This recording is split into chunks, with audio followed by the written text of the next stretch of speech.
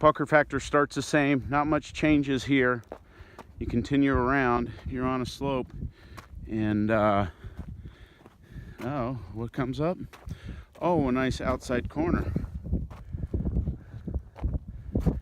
And then another corner. Plus a good little step down. So this will be stock. They'll come in this area and they'll turn to exit. They've got a little step to contend with. Further up, you'll have super stock, stock modified, and they may share that blue and white log. Not sure yet.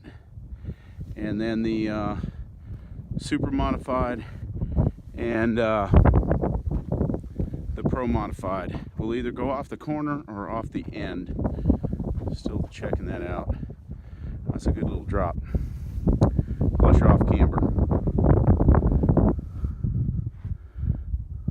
So that is the pucker factor. I think it's earning its name on this one. I'll show you the end cap here for you pro mod guys. I may keep it to where you keep one tire, passenger tire up top, right up top, and then the driver's tire will drop. Put the cone on that white area so it keeps you high. Now there you go, pucker factor. Have fun with that one.